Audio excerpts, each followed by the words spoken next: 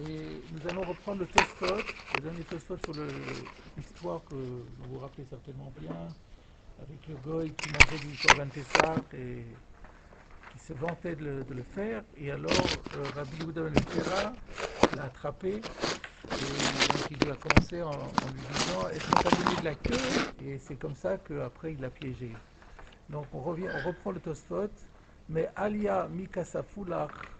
Donc c'est comme ça qu'il avait commencé à le piéger en lui posant la question innocente, mais est-ce qu'ils t'ont donné à manger de la queue? Question de Tosfot, Afadgav de Gedi en Alia Tokreva.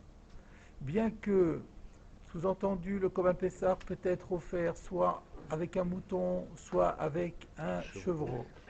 Et que dans le cas du chevreau, la graisse de la queue n'étant pas offerte sur l'autel, elle est tout à fait consommable par les hommes. Et donc même si il lui conseille de manger de la queue, il pourra très bien manger de la queue, ça ne posera aucun problème. Donc finalement, la machination était très risquée, très hypothétique, elle pouvait ne pas fonctionner. Donc comment est-ce qu'il a pu se lancer là-dedans? Donc bien que le Gedi Eniatokreva et que le piège risquait de faire pchit, Rof Israël Ayat Tele. On peut répondre que la majeure partie des sacrifices de Pessah étaient des moutons, et donc le piège n'était pas si risqué que ça, parce que statistiquement, d'après les probabilités, il y avait toutes les chances qu'il offrirait un mouton et que donc il se ferait piéger, ce qui s'est d'ailleurs passé. Au schéma Guidlo, ou alors il y a une autre solution, c'est de dire que la Gemara ne raconte pas tous les détails de leur conversation, mais que dans la conversation, le goy avait signalé à Rabbi Yehuda ben Betera que c'était du mouton. C'est suite à cela qu'il a pu monter le piège. Deuxième question, le Rabbi Yehuda ben Betera shelo ala la régel. Et comment se fait-il que Rabbi Yehuda ben Betera ne soit pas monté au régel? On avait demandé quel est le lien entre les deux, c'est toujours pareil. Pourquoi avoir recours au piège? Donc ces deux questions, le lien, on peut dire que le lien entre les deux questions, c'est autour du piège. Première question, le piège paraît aléatoire. Alors on répond non, il n'est pas si aléatoire que cela. Deuxième question, mais pourquoi faire un piège compliqué et peut-être qui n'est pas sûr à 100%, alors qu'il avait une solution beaucoup plus simple? Quand il va arriver à Yerushalayim, il va tout de suite aller voir les responsables et on dit voyez ce gars-là, quand vous l'attrapez, vous ne le laissez pas passer, c'est un goy, et puis c'était terminé. Et vous l'attrapez, vous le tuez éventuellement. Et donc, pourquoi avoir fait si compliqué? Rabbi, comment se fait donc, d'où la question, comment se fait-il que Rabbi Yehuda ben Betera ne soit pas monté à la fête?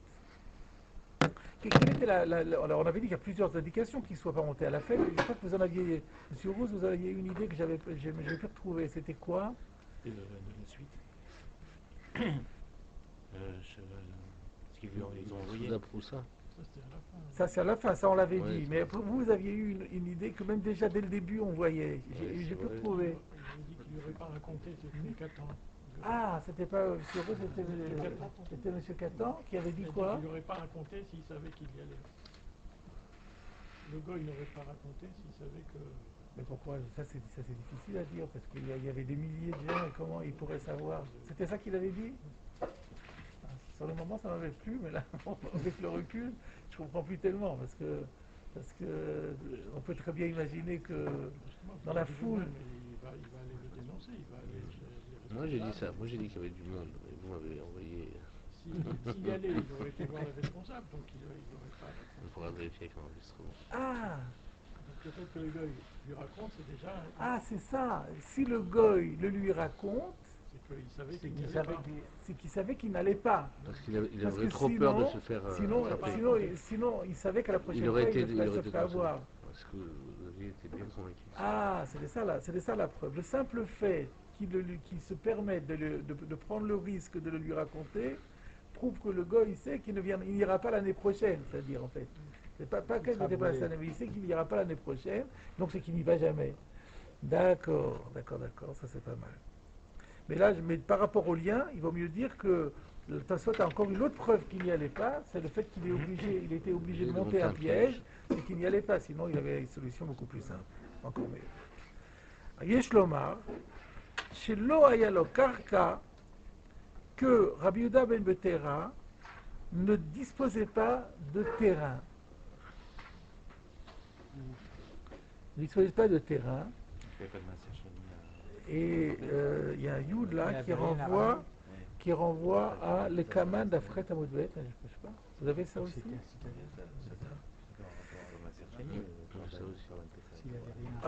Alors effectivement, il faut comprendre qu'est-ce que ça change. Alors, vous allez voir la suite. Donc, soit on dit qu'il n'avait pas de terre, il ne possédait pas de terrain, il était locataire dans sa maison. Ozaken Aya.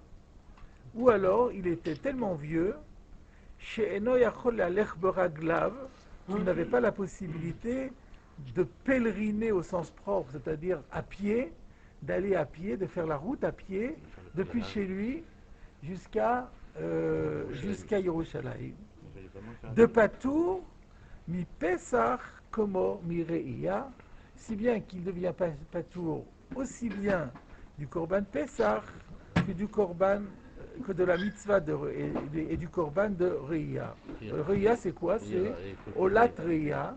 Il y a écrit Shalosh Pamim Bashana, Yerae Kol Zechurcha, et on doit offrir Velo Yahu Fanai Rekam. Donc ça veut dire qu'on est obligé d'offrir un Korban Ola. Donc toute personne a une obligation de monter à Yerushalayim aux 3 fêtes de pèlerinage. C'est pour ça qu'on appelle ça d'ailleurs des Shlosha Regalim. Pourquoi Regalim? Parce qu'on y va avec le Regel. Et donc si quelqu'un est physiquement incapable de faire la marche à pied, il est patour de ce Yerek Ozochoucha. La source en est, vous l'avez dans la Masoret Hachas, Chagiga d'Avbet. Donc dans Chagiga d'Avbet, il est dit que quelqu'un qui n'a pas de karka, ou quelqu'un qui n'a pas de... ou qui est trop vieux pour y aller à pied, il est patour de Re'ia. Le vieux, on comprend, mais le karka, on n'a pas trop le rapport. C'est une dracha, c'est des Zartakatou. Parce que le zaken, on comprend, il ne peut pas aller physiquement, il n'a pas les moyens. Mais alors, il peut aller à cheval. Il peut aller à cheval en chameau ou en carriole. Donc tout ça, c'est le drachot. D'accord. Tout ça, c'est le drachot en taxi. Exactement. En avion. Et donc, là-dessus, vous avez un Mishneh Lamelech dans le Perek. Alors, Tosfot dit, donc, ce qui le rend patour de Korban Pessah et patour de Korban Re'ia. Le Mishneh Lamelech, dans le Perek, le Mishneh Lamelech, c'est un commentaire du Rambam dans Mishneh Torah, dans le Perek Aleph de Ilchot Korban Pessah, il pose la question sur ce début de Tosfot, il en posera aussi à la fin, dans le même style, en disant, mais on dise que parce qu'il n'a pas de karka, ou parce qu'il était trop vieux, il ne soit pas soumis à la mitzvah de Olat Re'ia. C'est clair, c'est Noira dans Chagiga. Mais d'où Tosfot sort-il qu'il est aussi patour de Korban Pessah? C'est pas écrit là-bas. Et la fin du Mishneh Lamelech, il conclut en disant sauf Davar, donc il doit y avoir une longue digression du Mishneh Lamelech, il posera les mêmes questions, parce que par la suite, il va encore donner d'autres réponses, et chaque fois, la question du Mishneh Lamelech, c'est par rapport à la Re'ia, d'accord, mais comment est-ce qu'il se permet d'affirmer que de la même façon qu'on n'est pas tour de la Re'ia, on n'est pas tour de Korban Pessah, ce sont deux choses qui n'ont rien à voir, et il n'y a pas écrit, dans Chagiga. Et donc, le Mishneh Lamelech conclut en disant sauf Davar, Divrei Tosfot Elu, Mitrilatam, Ve'ad Sofam, Tzrichim Etzli Talmud. Conclusion, les paroles de Tosfot, du début jusqu'à la fin, pour moi, font problème. Korban Pessah, ça pouvait se faire qu'à Yerushalayim, donc s'il ne pouvait pas aller, il n'a pas de mitzvah. Il n'a pas de mitzvah, il est patour de la mitzvah de Re'ia. Mais comme on l'a dit, il peut aller. Il peut prendre un taxi. Il n'est pas tour de Re'ia. Bon alors, à Shavuot, il n'a pas besoin d'aller, puisqu'il n'y a pas d'autre mitzvah que ça, et que cette mitzvah-là, il n'est pas tour. Sukkot, pareil, il n'y a pas d'autre mitzvah, la seule mitzvah à faire, c'est la mitzvah de Re'ia. Il n'est pas tour de la mitzvah de Re'ia, il reste chez lui. Mais à Pessah, pourquoi Tosfot rajoute pas tour mi-Pessah, ou comme Tosfot dit, Kemo Mere'ia, Kemo, il n'est pas tour de Pessah comme de Re'ia. Pourquoi Tosfot rajoute ça? Parce qu'on pourrait lui dire, bon d'accord, il n'est pas tour de Re'ia, ok, mais il y a une mitzvah de Korban Pessah. Il y a quand même une mitzvah de Korban Pessah. À Pessah, il y a une mitzvah de Korban Pessah. Alors, il n'est pas tour de rien, mais il faut comme qu'il y aille pour le Korban Pessah. Et le fait qu'il n'ait pas de carcan n'a aucun rapport avec le Korban Pessah. Et le fait qu'il ait Zaken n'a aucun rapport avec le Korban Pessah. Non, Zaken est chayav du Korban Pessah. C'est la question du Mishneh Lamelech. Là-dessus, la réponse est très simple en fait.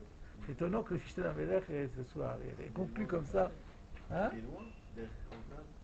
Voilà, très bien. C'est très bien. Alors, bon, il faut que ça s'articule alors. Pour être ça, tu as posé sa question. Alors, donc, le tzlach donne la réponse. Il fait un très joli diouk. Il y a un problème en Tosfot entre la question et une sorte de contradiction entre la question et la réponse. Dans la question, qu'est-ce qu'il a posé comme question? Il a demandé comment ça se fait que Rabbi Yehuda ben Tera n'est pas venu à Yerushalayim pour accomplir la mitzvah de Riyah, ou pour accomplir la mitzvah de Korban Pessah, ou pour les deux? Quelle question a posé? Regardez. Que la Aliyah, il a dit, Rabbi Yehuda ben Tera, Shelo Allah la regel. Il n'a pas dit Shelo Ikri ve Korban Pessah. Il aurait dû poser la question, comment ça se fait? Rabbi Yehuda ben Tera, il n'accomplit pas la mitzvah de Korban Pessah. Il n'a pas demandé. Il a dit Allah la regel. Il n'avait pas de question sur Korban Pessah. Et après. Mais non, Aliyah la regel, ça n'a rien à voir avec. L'alliance. Alien que le verre avec. Ah, la alliance avec le Aleph. Je n'ai pas compris. Quel rapport avec. Non, mais on va. Vous n'y êtes pas. Je suis sur la question de Tosfot qui dit Rabbi Yehuda ben Tera Shelo, Allah la règle. Il ne parle plus de Aliyah là. C'est fini la Aliyah. Il parle de Aliyah. Il parle plus de la Aliyah. Il parle plus de Aliyah, c'est fini. C'est ça qu'il demande. Comment se fait-il qu'il n'est pas monté au Régel? Il aurait dû poser la question, comment se fait-il que Rabbi Yehuda ben Tera n'ait pas offert le Korban Pessah? C'est une énorme question. Ça, il n'a pas demandé Tosfot. Mais alors, donc ça ne lui faisait pas problème. Alors pourquoi dans la réponse ça lui fait problème? Puisque dans la réponse il dit et Patour, mi Pessah, comment Béréa. Donc au début ça lui fait problème, et tout d'un coup ça lui fait problème. C'est étonnant. La réponse est facile. Donc c'est le Tzlach qui la donne, et il y a d'autres Acharonim qui la donnent. C'est très simple. Vous aviez raison. Fondamentalement, Tosfot n'avait pas de question sur le Korban Pessah. Pourquoi?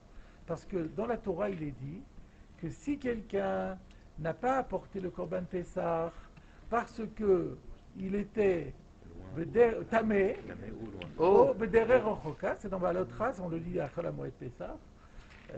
Donc il offrira à Pessah Sheni. Donc ça veut dire que bien qu'il y ait un chiyuv, une mitzvah tassée d'apporter le Korban Pessah, mitzvah tassée qui est sanctionnée par Karet, au cas où il y a deux mitzvah tassées, il n'y en a que deux qui sont si graves que si on ne les accomplit pas, on les sanctionne par Karet. C'est d'une part la Mila, la Brit Mila, et d'autre part le Korban Pessah. Il n'en reste pas moins qu'il y a deux cas où on est dispensé. Deux cas de force majeure où on est dispensé. Quelqu'un est tamé, il ne peut pas apporter. Quelqu'un est bederer rochoka, on lui impose pas, on considère qu'il est anous. S'il est trop loin pour y aller, il est pas tour. Il est pas tour. Si ensuite le 14 au Pessah Sheni, il est plus loin, alors, et il est plus tamé, qu'il l'offre. Si le Pessah Sheni il est encore tamé ou encore loin, ben, il reste pas tour tout le temps. Donc Rabbi Yehuda ben Tera habitant à Netzivim, donc très loin, et Zaken il n'est pas capable d'y aller, donc il était bederer rochoka. Donc il n'y avait pas de question sur le Korban Pessah en tant que tel. Mais la question était, mais il a une mitzvah d'aller à la règle. Ça, c'est le problème. Mais s'il a une mitzvah d'aller à la règle, donc il a une mitzvah de monter à cause de la mitzvah d'aller à la règle, et une fois qu'il est monté, donc il n'est plus derrière Roka. Et alors là, il y aura un chiyuv de Korban Pessah. Donc si mitzvah de Aliyah il y a, alors il y aura automatiquement mitzvah de Korban Pessah. C'est ça que Tosfot répond. Al mitzvah de Aliyah, il n'y a pas. Pourquoi il n'y a pas? Parce qu'il n'avait pas de karka, et pour être chayav de cette mitzvah de Aliyah, il faut un karka, ou bien il était zaken, et de la même façon, il n'est pas tour. Et quand on se dit à la fin, ou patour mi Pessah, comme mi Reya, c'est-à-dire automatiquement, puisqu'il est patour de Reya, il redevient patour de Korban Pessah, puisque de Pessah, il était patour à la base, il dit derrière Choka. La seule chose qu'il aurait dû rendre Hayaf, c'est le fait qu'il fasse Aliyah. Et comme il n'est pas obligé de monter à Yerushalayim pour le dîme de Aliyah, il est dispensé également du Korban Pessah. C'est comme ça qu'on comprend qu'au début, il n'a pas posé la question de Korban Pessah parce qu'elle ne se posait pas du fait que c'était Choka, mais une fois qu'il dit qu'il n'y a pas de Aliyah, alors il reprend, et c'est de ce fait qu'il n'y aura pas non plus d'obligation de Korban Pessah. Voilà ce qu'on peut répondre simplement à la question, et tout va bien.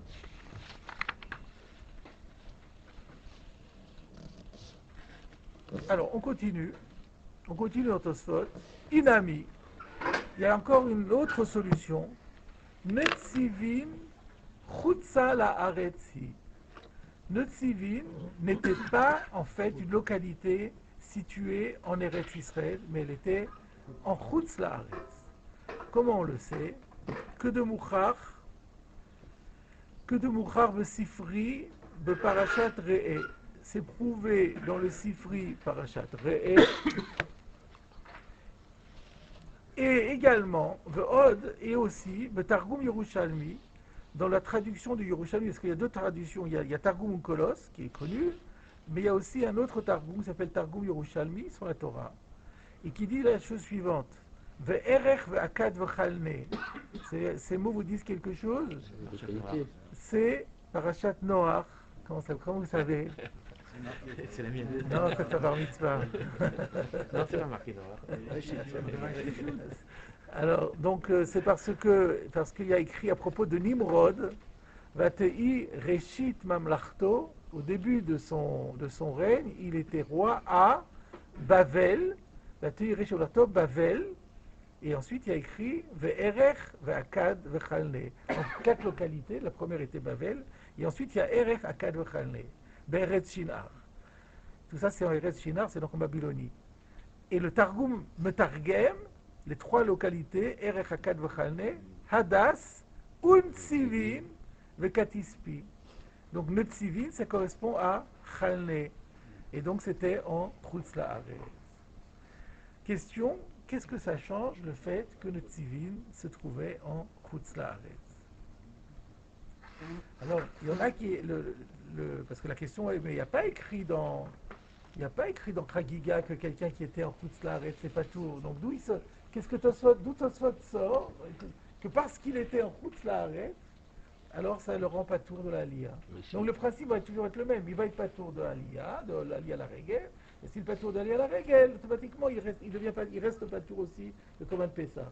Mais autant Karka et Zaken, on le voit, mais Tosfot a l'air de dire c'est pas choute puisqu'il était en Chutz La'aretz, il n'est pas tour. Après il n'y aurait pas une seule Aliyah à la Regel à quelqu'un qui est en Chutz La'aretz. Pardon? La Touma d'Eretz Arami, il est tamé tout ça. Il peut se purifier. D'abord, c'est une Touma qui est de Rabbanan, je pense. Et donc, on ne peut pas rendre pas tour du dîme de Raïta. C'est-à-dire qu'il faut qu'il prenne ses dispositions, parce que c'est pas une Touma. C'est pas comme quelqu'un qui était Touma Tmé parce qu'il a eu un carreau, c'est comme ça. Là, il a une Touma Tamé, mais il a qu'à prendre ses dispositions partir 8 jours avant pour faire encore la purification. Donc, la réponse que proposent des Acharonim comme le Cheshek Shlomo et Ravi Meir Horovitz, il y en a d'abord qui disent que c'est peut-être une dracha, mais ça c'est difficile de faire une dracha par soi-même, parce qu'il y a écrit Velo yachmod ish et artsecha ba'alotcha leraot. Vous vous rappelez de ce pasouk? Velo yachmod ish et artsecha. Tu pourras partir tranquillement en Eretz Israël. Donc ça va être là s'il n'a pas de terre. Il mène leur terre, il n'y a pas de terre. Est-ce que c'est peut-être à cette Salmakor? Tu peux aller voir. Il n'avait pas de terre en Eretz Israël, qu'il avait mis. Non, attendez. On est en train de savoir, de se demander à quoi ça sert de dire qu'il était au Chutz La'aretz. Alors, donc il y en a qui disent, il y a écrit Velo yachmod ish et artsocha ba'alotcha leraot et pene Hashem Elokecha. Que Dieu fera un miracle, et quand tout le monde va partir à Jérusalem, on pourrait dire mais les terrains vont devenir abandonnés, et donc les goyim pourraient faire des invasions, il y aura un miracle, personne ne pensera à investir ces terrains. Donc c'est peut-être de là d'ailleurs, mais alors c'est possible que c'est peut-être de là qu'on déduit, je ne suis pas sûr, que quelqu'un qui n'a pas de terrain, il est de ce fait pas tour, je ne suis pas sûr. En tout cas, il y a quelqu'un qui propose de dire, puisqu'il y a écrit Artsecha, donc il faut que ce soit en Eretz Israël. Et si quelqu'un qui n'est pas Begeder Artsecha, alors il n'est pas concerné. Mais là, l'autre explication, c'est en fait, le Inami vient dire, par rapport à la réponse précédente qui était, on va dire que Rabbi Dov Ben n'avait pas de karka. C'est un peu difficile d'imaginer que Rabbi Dov Ben n'avait pas de karka. Alors le Inami vient dire, le Olam, il avait un karka. En vérité, il avait un karka. Mais il habitait en Chutzlaret. Et alors, et celui qui a un karka en Chutzlaret, il reste pas tour.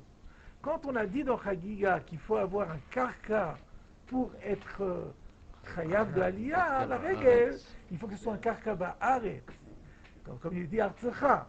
Et donc, si que celui qui a des karka hautes, mais il n'a pas de karka en Eretz Israël, ça revient au même quand il n'a pas de karka.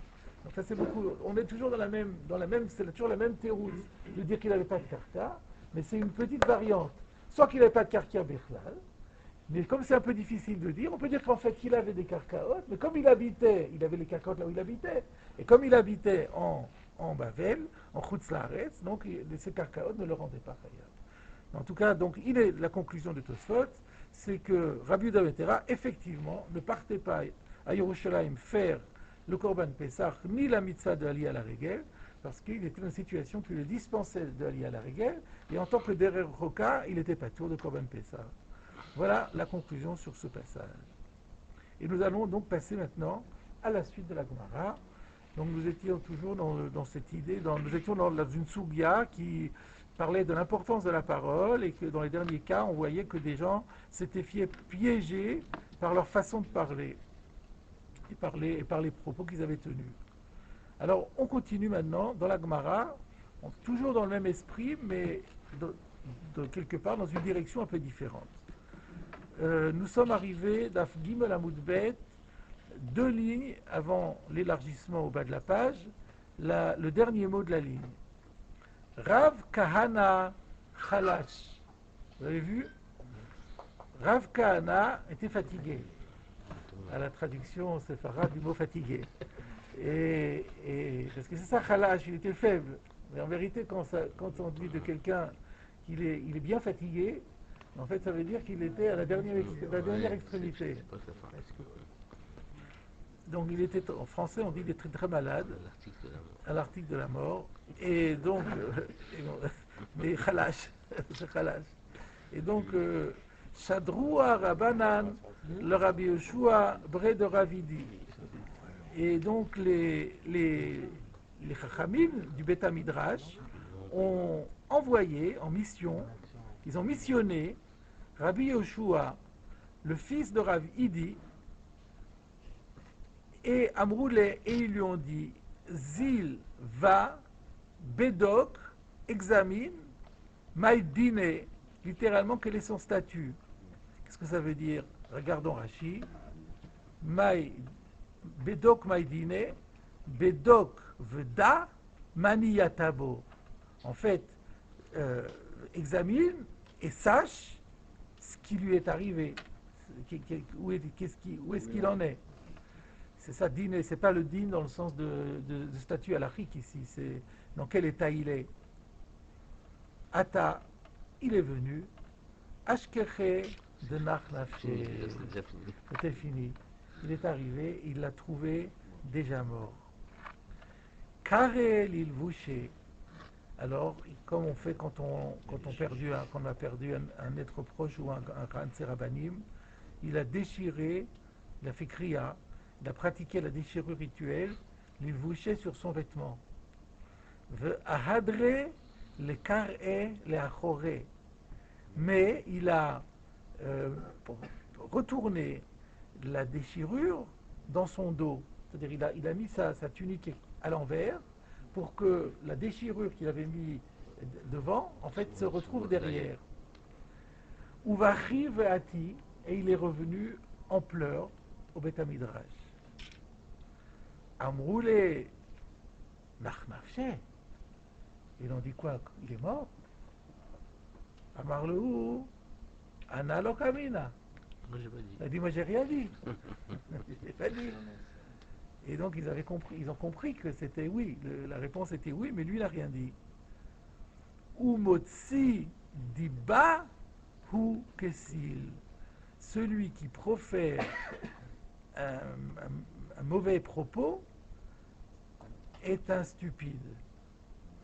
Le verset est tiré de Michelet, au chapitre 10, verset Yutret, Mechasse sin'a siftei shaker, ou motzi diba hursil.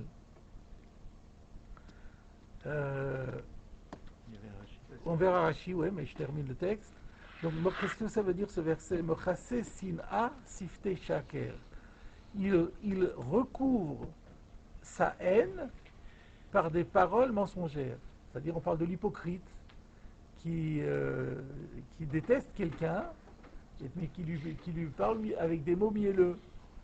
Donc, il recouvre sa haine avec des paroles ou des lèvres mensongères. Ou motzi diba ou ksil. Et celui qui laisse sortir de sa bouche un vilain propos, c'est un insensé, c'est un stupide.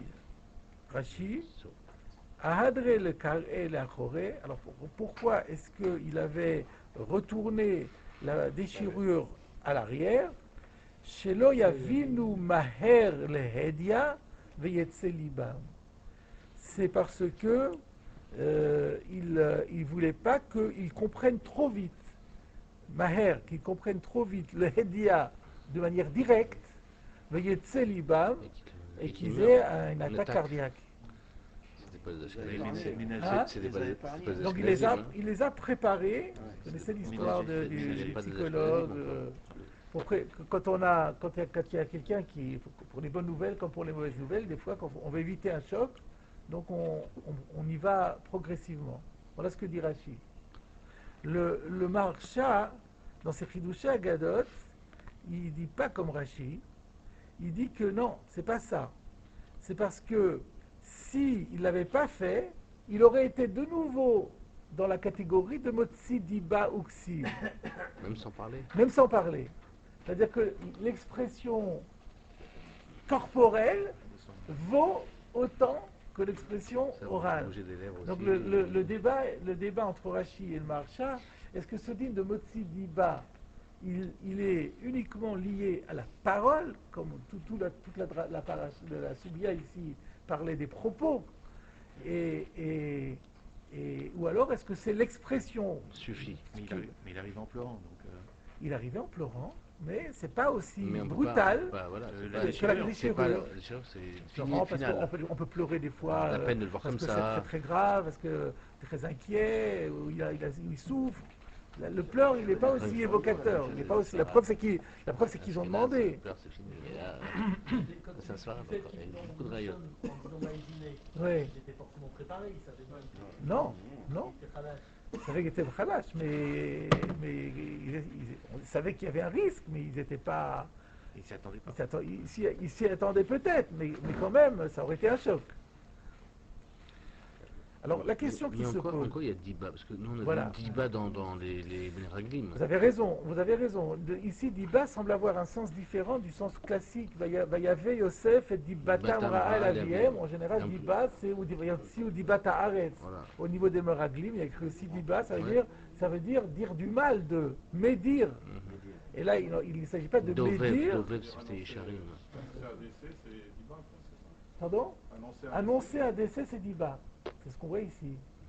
Et donc la question, et donc là, on change de direction par rapport à ce qu'on avait dit avant. Jusqu'à présent, qu'est-ce qu'on a étudié? Si on fait un peu de recul, on avait vu avant que Aliotsi, Adam, Davar Megouné, Mipiv. Donc savoir avoir des propos grossiers, des propos indécents, c'était interdit. On l'a dit aussi de manière positive, que le Olam, il s'appelle Adam, Belachon Mekia.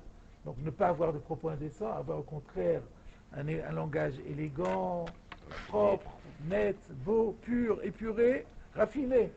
Tout ça est très bien. tout ça est dans la forme. Ce qui est dans la forme. Le fond a changé, mais pour dire une chose, vous pouvez dire tamé ou l'otaor, vous parlez de la même chose. Donc c'était un problème de forme. Mais là, on est en train de changer de registre. On est en train de dire que même le fond, il ne faut pas le dire non plus. Motsi diba uxil. Et donc, je me suis posé la question, mais pourquoi? Il ne faut pas avoir peur des... Il faut pas avoir peur des... Le fond, c'est le fond. Il faut appeler un chat un chat. Il est mort, il est mort. Et donc, je n'ai vu personne, parmi sur place, ni sur les commentateurs, dans le Enyakov, dans le Ben Yoyada, il n'y a pas de Maharal sur les Chodesh Agadot en Psachim. Le Maharal avait parlé sur les Yatzé Adam Gouné. Mais sur ce passage-là, je n'ai vu personne qui explique. Alors, la seule chose que... Donc, j'ai relu le Maharal. On peut, d'après ce que dit le Maharal, quand même comprendre pourquoi. Alors, la question est de savoir pourquoi. Encore, il y a un autre inyan, mais c'est pas ça ici. On dit Brit Kruta Imasfataim. Il ne faut jamais dire dans sa bouche des propos qui pourraient, s'ils se réalisaient, être mauvais. C'est-à-dire en parlant de quelqu'un... si par exemple, et puis on donne un mauvais exemple de quelqu'un qui serait... Si par exemple, si un tel était malade, si un tel venait à mourir, on ne dit pas des choses comme ça, parce que Brit Kruta Imasfataim Chazve Shalom. Mais là, c'est pas ça, il est mort. Il est mort, de toute façon, il n'y a plus rien, on ne va pas le ramener à la vie. Donc, c'est pas dans le sens que ça peut risquer d'eux. Alors, qu'est-ce qu'il y a de mal à dire cela? Vous avez une idée? Est-ce qu'on ne peut pas rapporter la Mishnah dans Brachot, Besor Tovot, Mishnah Tzushot, et Mishnah Braot? Besor Tovot, Mashmiya Braot. C'est-à-dire donc ne pas se précipiter à dire de mauvaises choses. C'est où le texte dont vous parlez? Je crois que c'est dans le Mishnah Brachot, 9e Pérec, 2e Mishnah. Non, là-bas on dit Besor Tovot, il dit Atov Ametiv. Besor Tovot Atometiv. Et Mashmiya Braot, Dayan Emet. Je crois que c'est Bernardina qui rapporte que Besor, quand c'est des bonnes nouvelles, Besor, on les annonce. Bon, il ne fait simplement que coller sur les... Parce qu'il a un problème de formulation de la Mishnah. Alors, il explique l'action de la Mishnah par l'idée qui a été développée dans Psachim. Mais ça, c'est pas mon problème. Mon problème est de savoir pourquoi, de trouver la svara derrière. Vous comprenez? Quelle est la svara derrière? C'est ça. Parce que ça, on le sait que ce inyan de Motsidi Baksil, on fait toujours attention. Et on l'applique, même si ce n'est pas rapporté dans la halakha en réalité, mais c'est habituel, on fait toujours attention à ça. Quand on annonce... Pardon? La nouvelle va être dessus. Oui, de toute façon. C'est pas que ce soit lui qui l'annonce. Et pourquoi pas? C'est ça la question. Je crois dans la tradition grecque, celui qui a annoncé la mauvaise nouvelle, on le fait. Ah bon? Et pourquoi hein? Ah ça, je vais voir avec tous les superstitions. C'est pas une diva. C'est pas de l'état de Banshim. Hein? C'était l'ange de mauvaise augure. Il n'a pas dit qu'il y a Mita dans Hachem, donc au contraire, donc c'est pas grave la Mita, donc on peut en parler. donc ce que disait le Maharsha, c'est que pourquoi est-ce que... le Maharal, pardon, ce que disait le Maharal sur le lien de Davar Megouné, pourquoi il ne fallait pas dire Davar Megouné? Parce qu'il disait que quand on dit quelque chose, on finit par s'identifier à ce qu'on dit. Ça influe sur soi. Donc une parole négative, donc c'est ça, donc si on extrapole, on peut dire comme ça, toute parole négative, on finit par adhérer à cela, à coller à cela, à s'identifier à cela, à faire rentrer, donc on parle de la mort, alors quelque part on fait rentrer le lien de la mort en soi, on se familiarise avec ça, donc tout ce qui est de l'ordre, ça semble plus. Personne n'annonce jamais de mort. Donc il faut, c'est pourquoi c'est important de le faire savoir. On dit des fois une mauvaise nouvelle. Et puis ensuite on dit un nom. On n'a pas dit un tel comme ça de manière claire, explicite. On reste dans l'implicite. Pourquoi? Parce qu'on ne veut pas, parce que ce qu'on dit finalement ça finit par ça finit par faire partir de nous-mêmes. Le Maharal dit que la parole d'un homme, c'est comme le fruit d'un arbre. Donc nos paroles, c'est nos fruits. Le fruit de ce qu'on est. C'est le fruit de ce qu'on est. Donc en disant des choses qui sont négatives, c'est là, le ça sens s'inverse. inverse. Je produis du mal, mais moi je dis un peu autrement. C'est qu'en disant du mal, donc c'est de la défense. oui, je m'identifie avec cela, et donc quelque part, c'est pas bon. Dans tous les cas, Mais que ça soit qualifié, je suis encore à la recherche. J'ai pas de. mais que ce soit qualifié d'Iba, ça c'est marqué dans la Gemara de toute façon. Non, Diba dans le sens de. Ici, on voit que Diba veut dire une mauvaise nouvelle. Voilà. Ça c'est clair. D'accord, donc ça c'est pas. Très bien. Et nous, moi je ne l'ai pas dit. Ana loka amina. C'est ce qui est très important. Il fallait le faire savoir. Parce qu'on a l'obligation de donner l'information. Les gens ont besoin de savoir. Et puis, il faut y aller à Vélim, il faut qu'ils prennent le deuil, il faut dire Kaddish. On n'est pas en train de dire qu'il ne faut pas donner l'information. On est en train d'expliquer la manière de transmettre l'information, que ce soit de l'ordre de l'implicite et pas de l'explicite. Notre question est en quoi le problème? Le problème, on voit, c'est l'importance de la parole, qu'à partir du moment où on dit quelque chose de négatif, ça influe en nous-mêmes, ça donne des forces négatives en soi, ou quelque chose comme ça. C'est très bizarre. Très bizarre, donc je sens très bien que je suis un peu frustré d'être incomplet dans l'explication, et je suis amateur. Si vous avez trouvé des... Parce que j'ai pas de livre où il y a écrit des marées mokomotes, je sais que ça existe, et donc on va pouvoir trouver certainement des explications complémentaires. Et j'ajouterais simplement que ce qui, curieusement, dans le Meiri, il dit quand on annonce la mort de Adam Chashuv. C'est bizarre, parce que là-bas c'était Rav Kahana. Il a l'air de dire que si ça avait été un lambda, il n'y aurait pas eu ce problème-là. C'est un chidouche énorme. Dans le Maasé, on n'est pas noyé comme ça. Le Maasé, on dit jamais. Remarquez, sauf si c'est effectivement quelqu'un qui n'est pas proche de nous. Oui, enfin, ça va pas faire un choc. Ouais, si vous ne le connaissez pas, ça va pas faire un choc. C'est ça, là, c'était un ami, quelqu'un que vous connaissez bien, par exemple, parce qu'ils lui ont demandé d'aller voir. Ouais. Alors, on continue dans la même direction. Toujours. Maintenant qu'on a pris cette direction, ça va être toujours dans la même direction. Excuse-moi, la kriya, c'est pour soi-même qu'on l'a fait ou c'est pour les autres? C'est pour soi-même. Donc il l'a fait quand il la met dans le dos, donc du coup... C'est pour pas que les autres le voient. Mais lui, il avait l'obligation de la porter. Oui, mais si lui-même ne la voit pas, si elle est dans son dos, donc il a plus le...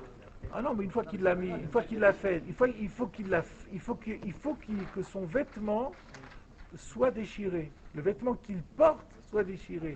C'est pas un digne de, il n'y a pas un digne de Yerae, c'est pas comme les tzitzit, c'est moto.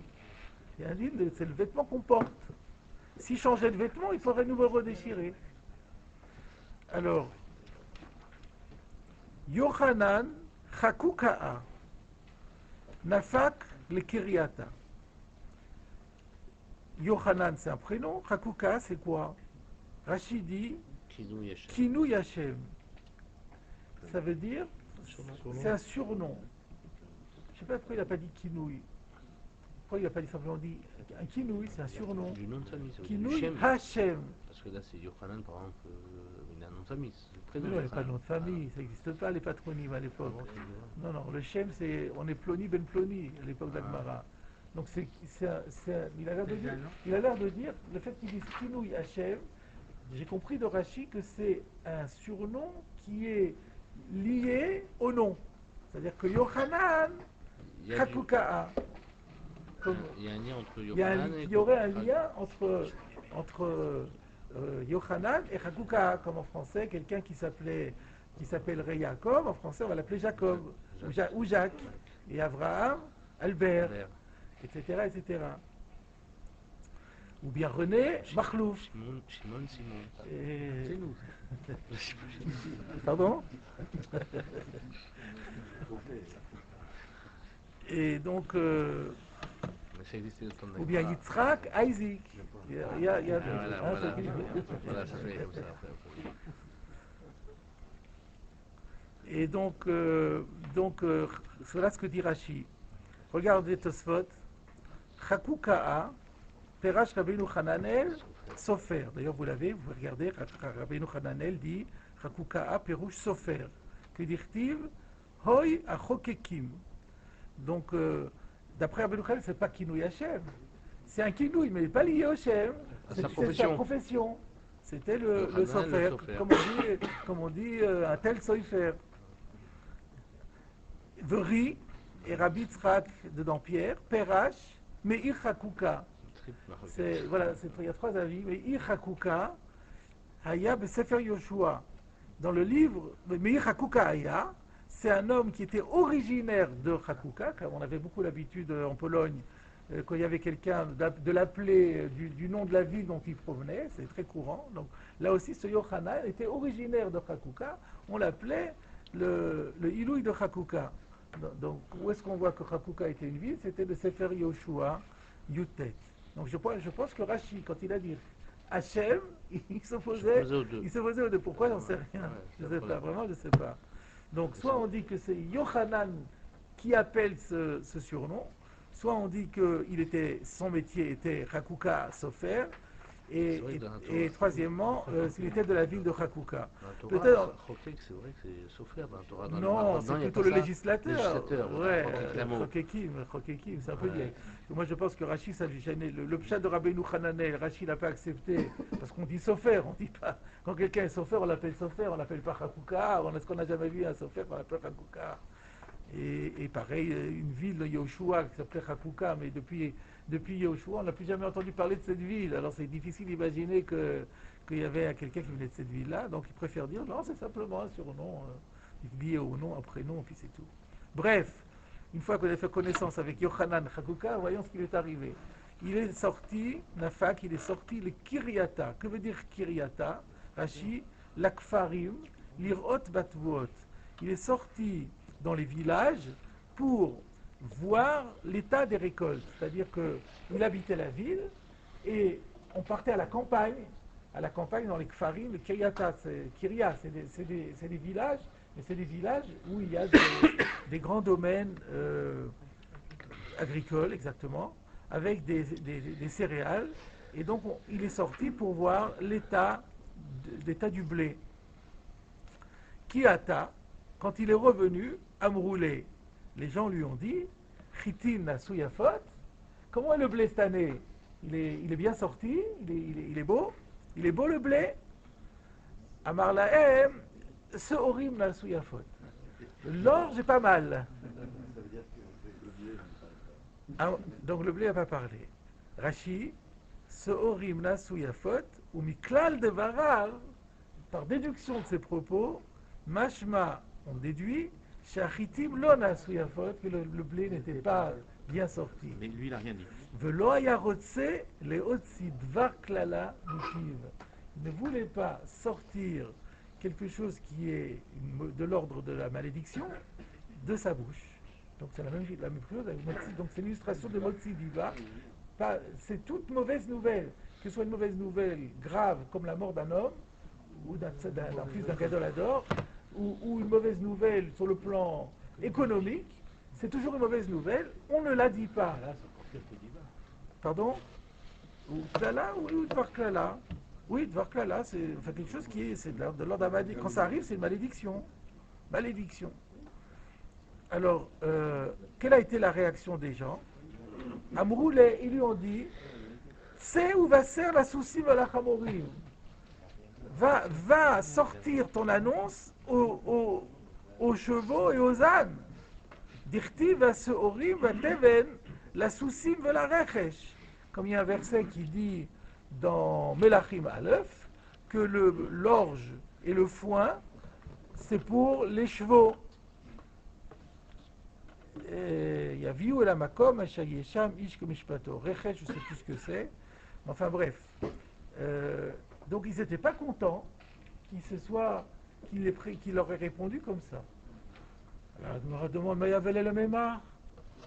Qu'est-ce qu'il aurait pu? Il fallait bien qu'il leur fasse une réponse. Et il ne voulait pas leur dire que le blé n'était pas beau. Il fallait bien qu'il leur dise quelque chose. Réponse de la Gemara. Eshtakad, avait le mémar. Eshtakad nasu chitin yafot. Il pouvait très bien dire, l'année dernière, le blé avait été très beau. Et ils auraient compris, donc pas cette année. Mais ils n'auraient pas dit, ils n'auraient pas de... Qu'est-ce que ça change, cette formulation? Ils auraient été plus contents parce que là, ils les insultent en leur disant, vous allez manger de l'orge, il les prend pour des animaux. C'est ça ce qu'ils ont été, c'était vexé. On n'est pas des animaux.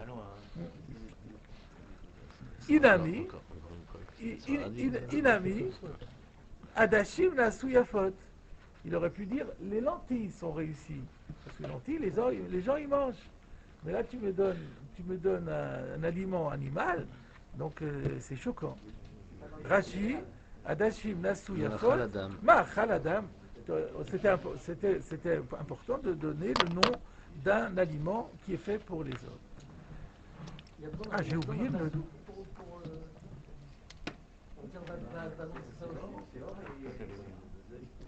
Mince, alors j'ai oublié de noter, mais je vais m'en rappeler. Alors, j'ai vu dans le Ben Yoyada qui pose une question. Le Ben Yoyada soulève la question suivante. Pourquoi se sont-ils offusqués du fait qu'il ait donné une indication sur l'orge? Est-ce que c'est pas important pour les hommes que l'orge soit de qualité? Si on cultive l'orge, c'est bien parce qu'on en a besoin. On en a besoin dans deux directions. Parce que c'est d'abord parce que ça nourrit les animaux, et nous on se nourrit des animaux. Donc si on veut pouvoir avoir de la viande de bonne qualité, il faut bien avoir de l'orge de bonne qualité. En plus, il y a des gens qui mangent l'orge, comme qui tiennent à l'orge d'Afka parce que pour eux, c'est ce qui leur convient. Donc ils n'avaient pas à s'offusquer de ça. Sur le plan économique, c'était important que l'orge soit bon. Voilà la question. L'Omer était avec de l'orge, effectivement.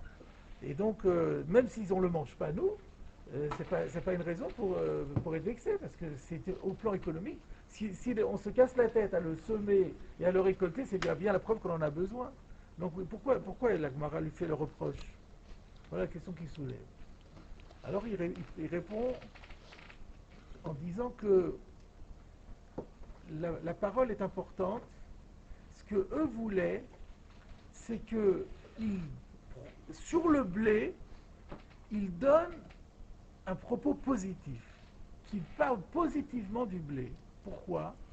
Parce que c'est la force de la parole. Akadosh Baruch Hu tient beaucoup compte de la parole. Et s'il tient des propos positifs sur le blé, alors Akadosh Baruch Hu pourra peut-être faire que malgré la mauvaise situation du blé, ça va faire venir la bracha sur le blé.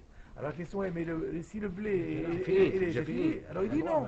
Il dit non, parce qu'il peut y avoir, par exemple, Dieu peut faire, on le voit par ailleurs, ce genre de choses on avait vu récemment à propos du Lechem Apanim, qu'il y a deux types de brachot. Il y a la brachot sur la quantité, mais il y a aussi la brachot sur la qualité nutritionnelle des choses. Donc, Akadosh Baruch Hu pourrait faire, si on parle positivement du blé, il fera que le blé, il n'y a pas beaucoup de blé cette année, mais le blé est d'une excellente qualité. Et avec ça, il est nourri. Donc, il tenait absolument à ce qu'il parle positivement du blé, parce que comme ça aurait permis quelque part d'espérer quelque chose de positif sur le blé. Voilà ce que dit le Ben Yoyada. Ça va pas avec le Bravo, excellent. Je l'ai noté en marge là-bas, dans mon texte, dans mon livre, en disant ça, c'est bien d'après la première réponse. On dit, alors qu'est-ce qu'il aurait dû dire? Il aurait dû dire l'année dernière, et alors d'ailleurs il précise, quand on dit l'année dernière, c'est l'Avdavka. Parce que si l'année dernière, c'était pas... Voilà, les années précédentes. Il ne faut pas qu'il mente non plus. Alors si l'année dernière, c'était pas bon, alors le millésime 2004 était exceptionnel. Mais donc, il tenait à dire ça pour qu'il y ait une parole positive sur le blé. Alors, ça, c'est bien pour la première réponse. Mais ensuite, quand on dit « Inami adashim nasi yafot », là, apparemment, ça colle plus. Ou alors, ça veut dire qu'ils auraient voulu que, peut-être qu'en parlant de Ma'achal Adam, peut-être en gardant que du moment qu'il tient un propos positif sur un Ma'achal Adam, alors peut-être Akadosh Baruch Hu va en tenir compte sur un autre Ma'achal Adam. Et peut-être c'est ça la variante entre les Inami, parce que sinon ça paraît un petit peu, il dit ça ou ça, après la Gemara a besoin d'insister là-dessus. La première solution était bonne, qu'ils avaient besoin de dire ou ça. Mais non, l'idée c'est peut-être de dire que dans la première idée, il fallait vraiment qu'il parle du blé. Et le Ilami dit, même s'il n'avait pas parlé de blé, pourvu qu'il parle de Ma'achal Adam, encore il pouvait donner l'espoir qu'Akadosh Baruch Hu allait arranger les choses, alors qu'en parlant, en glissant sur les Séorim, il risquait de ne plus faire. Voilà donc une deuxième application de cette règle de ne pas dire des mauvaises nouvelles explicitement. Et donc là maintenant, on va arriver à la page suivante d'Abdal et Amud Aleph, un passage assez connu, et qui est un peu plus complexe qu'il n'en a l'air. Alors, nous allons voir. D'abord, il y a une introduction. Rav, le fameux Rav, le maître de la Gemara, le fondateur de la yeshiva de Soura, celui qui est donc première génération des Amoraïm de Babylonie, Bar Achva de Rabbi Chia ou Bar Achte.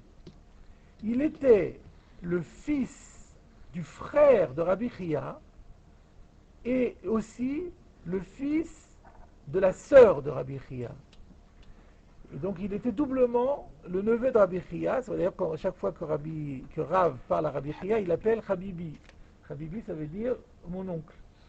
Et donc je vous pose la question, comment c'est possible qu'il était à la fois le fils du frère et le fils de la sœur de Rabbi Chia sans que ses parents ne soient frères et sœurs? Demi-frère. Il était donc le fils de son demi-frère et de sa demi-sœur. Je propose de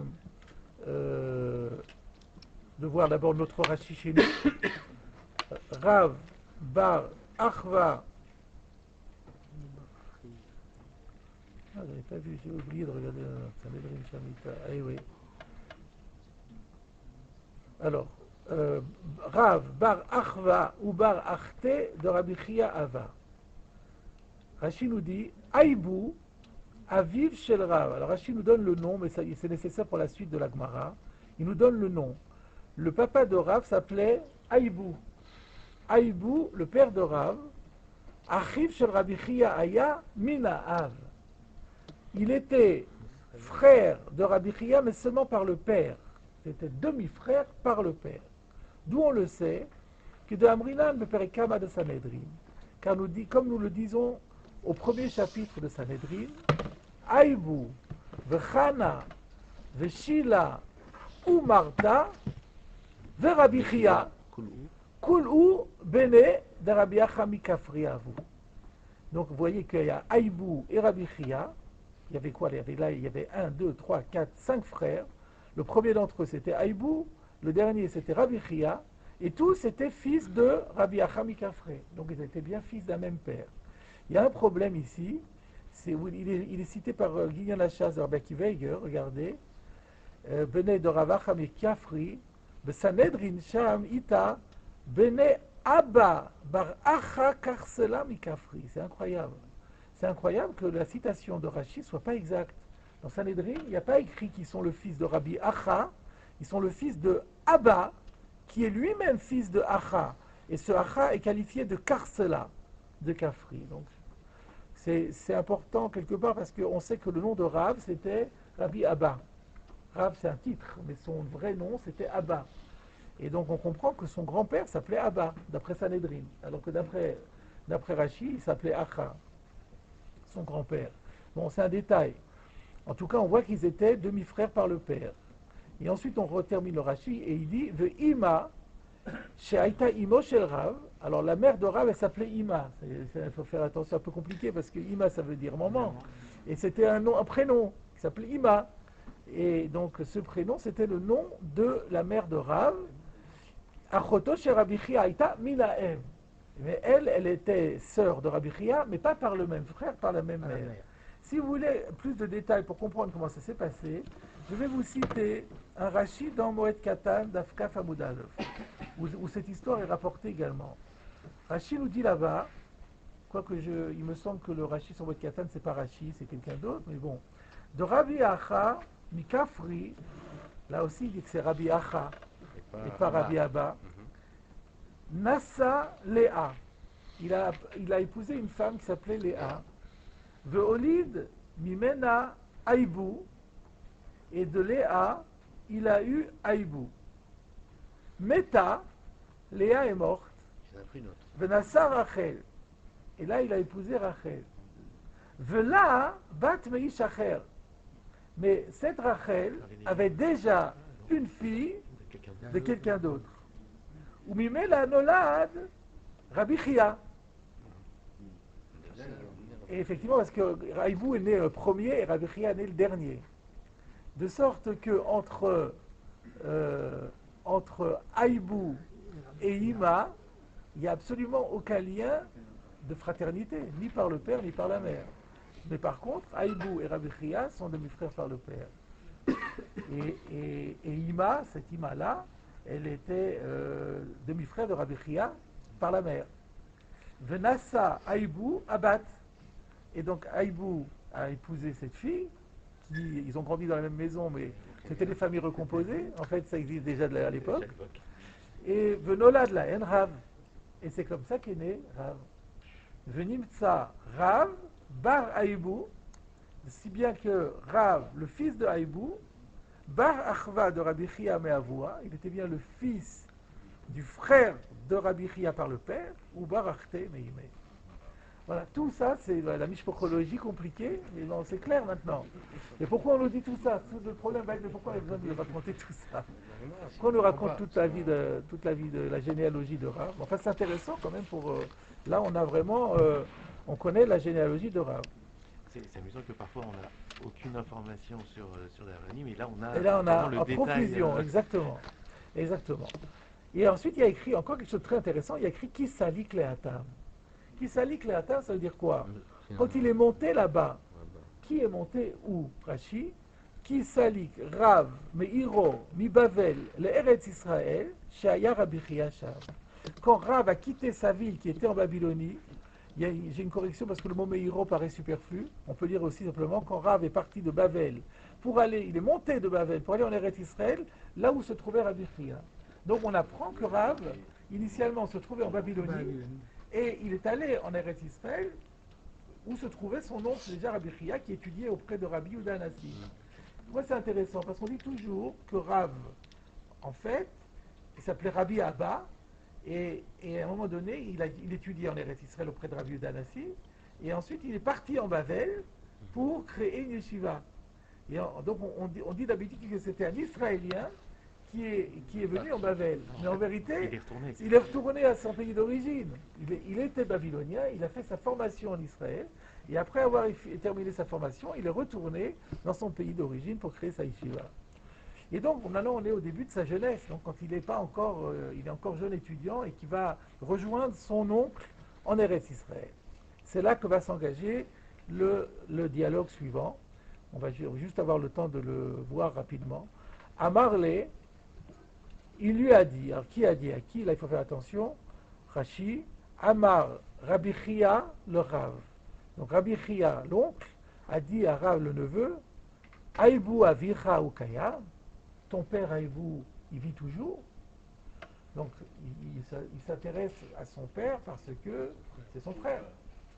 Alors, donc dans la Gemara, Amarle, Aïbou kaya, est-ce que Aïbou vit toujours? Amarle, Ima Kayemet. Alors il n'a pas répondu, mais il a dit Ima Kayemet.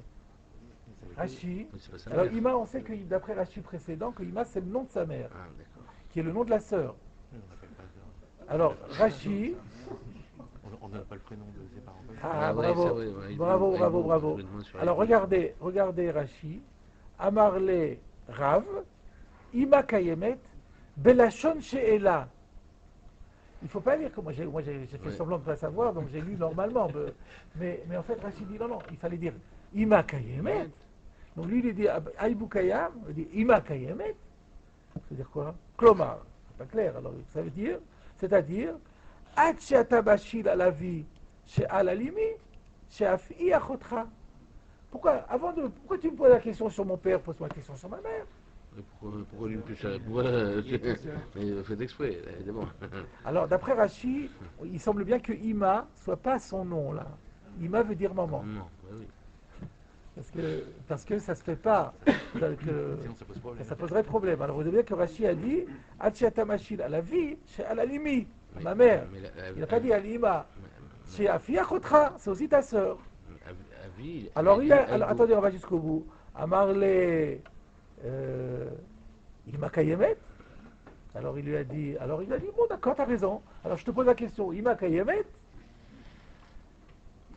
Il a répondu, Amarle Aïbou Kayam. Rashi. C'est impossible de discuter. Amarle Rav. Aïbou Kayam. Vavi Klum Kayamu. Et mon père, est-ce qu'il vit? Adaïno Ashivoticha Alav. Je n'ai pas encore répondu. Alors quand il me pose sur ma mère. Donc encore une fois, le dialogue c'est comme ça. Aïbou, il vit toujours. Moi qui me demande mon père, demande-moi ma mère. Moi ta mère. Pourquoi tu n'as pas répondu sur mon père? C'est ça le truc. Alors maintenant il y a un problème parce qu'il a dit Aïbou. Aïbou c'est son père. Alors c'est vrai que donc vous avez une. Moi j'ai un signal d'une correction. Dans Moed Katan, d'Afkaf Hamoudbet, il est dit que quand Rav répond et qu'il lui dit Aïbou Kayam, il ne dit pas Aïbou Kayam, il dit Abba Kayam. Et effectivement, la raison semble être parce que dans le Shulchan Aruch, dans la Gemara, dans Kiddushin Lameda, le Hamoudbet, et dans le tour Shulchan Aruch Yoredé à Siman Resh Mem Seif Bet, il dit qu'il est interdit de parler de son père, de désigner son propre père par son prénom.